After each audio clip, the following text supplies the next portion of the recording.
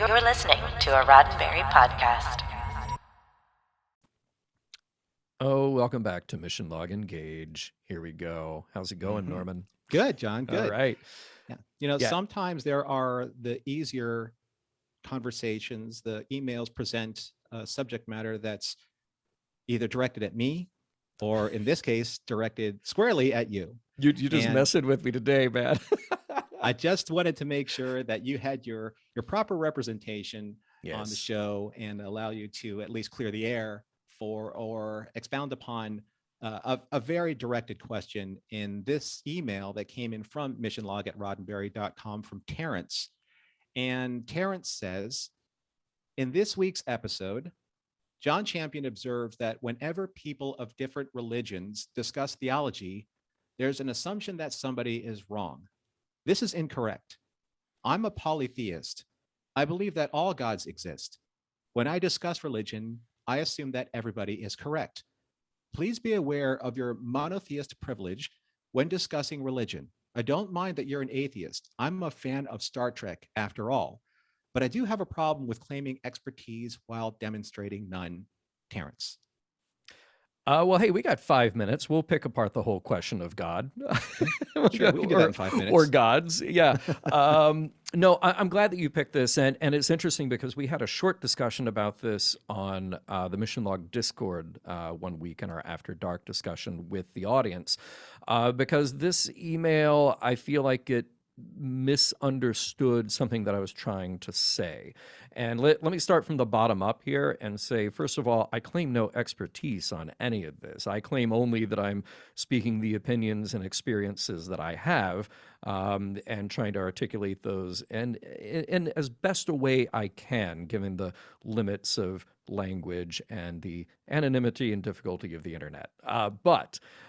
So I do not claim to be an expert in that field. What I was trying to do is address something that was really key to the episode. And, what we're talking about here is Gul Dukat being a cult leader, and the question of whether or not his beliefs were genuine, that he truly was a believer in the Pa-Wraith religion, or if it was simply a matter of finding an angle to exploit followers and have this bit of positive feedback that he needed in his life.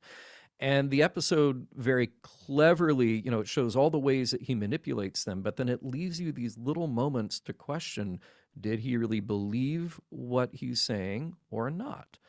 And my point in the discussion in the podcast was it was very specific, and maybe I articulated that wrong, but the idea was this. It was to say that when you are having a discussion, no matter who those people are, when you're having a discussion about something as fundamental and as important as these big questions, God, gods, no God, life, afterlife, meaning of existence, etc., etc., two opposing positions are in fact opposing.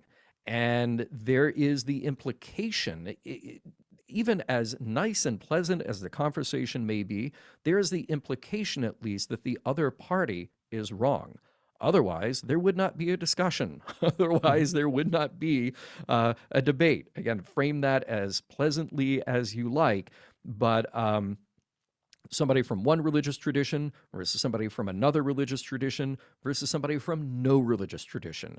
There are differences that are important and that are fundamental to the belief itself. And therefore, the implication is, well, I am telling you what I believe because that is in contrast to what you believe. And if what I believe is the truth, then I must assume that something that you believe somewhere along the way through being misguided or whatever, you are wrong.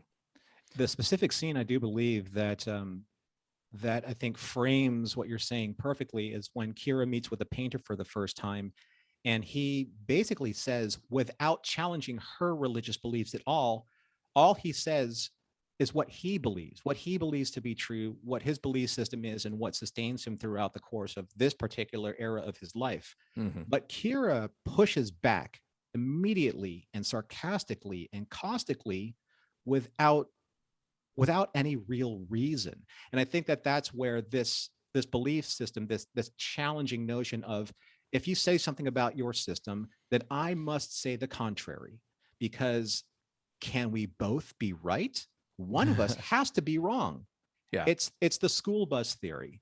It's the school bus theory of, if a school bus full of children is in an accident and the parents rush to the hospital to pray for their children, if those parents pray to different gods and one of the children survives and the other does not, then by the algebra of it, one of those gods must be the true God.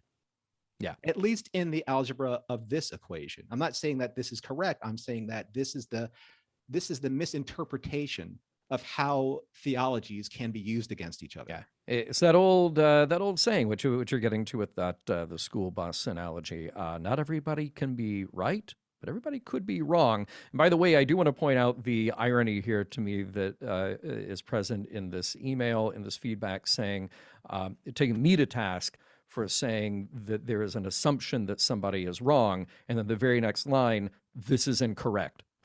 So, or you could also say wrong. So here we are taking up different positions. One of those positions is either right or wrong. So there we are. Touche. Hopefully, I'm sorry, John, go ahead. No, go ahead. Go ahead. No, I just want to say, hopefully that this sparks even further conversation, because I think that when it comes to the conversation about religion or theisms, that it really is an open-ended conversation, because secular faith, the analysis of such, there is no kind of metric that you can put on it, because in doing so, that it starts creating a lot of dissension and diversions, to what is a truth or what is not truth. That is an age-old debate for the millennia, really. Yeah, we're not going to solve that in an email. All right. You know where to find us, over here at youtube.com/Roddenberry Entertainment. Look for the playlist Mission Log Engage, subscribe, like, share it, do all that stuff. Email us, missionlog@roddenberry.com. Find us on Facebook and Twitter @MissionLogPod. And remember, we may engage with your comments on the air.